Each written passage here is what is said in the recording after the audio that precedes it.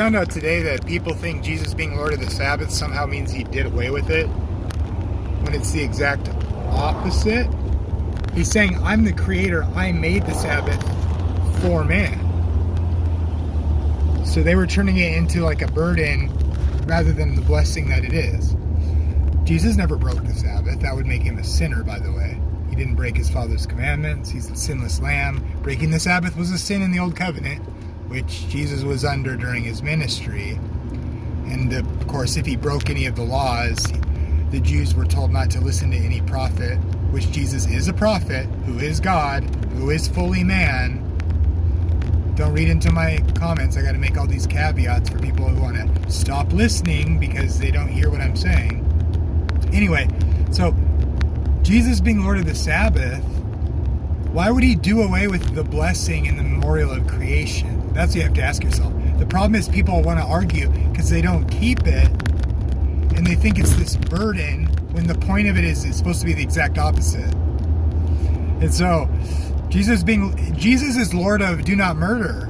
Jesus is Lord of everything. Jesus is Lord of the commandments that he didn't do away with because they're for man. They're what it means to bear the image of God because God doesn't sin and we're meant to be in his image. So the Sabbath is a design feature of creation for the benefit of mankind. And that verse where Jesus says he's Lord of the Sabbath, it was made for man, not man for it. He's rebuking them for their false keeping of it.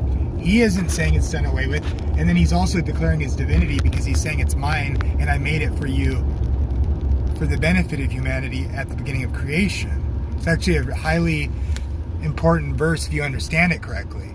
He's not some new God doing away with the creation Sabbath. No, this Jesus is this God. Okay?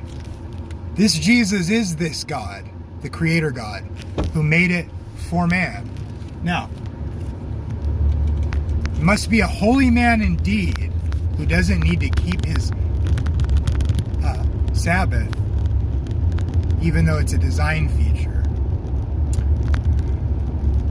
Whoa. Amazing. Remember, if you're praying that God helps you keep his commandments, he sent me to tell you about the Sabbath. Go listen to Charlie Kirk talk about it. It's brilliant.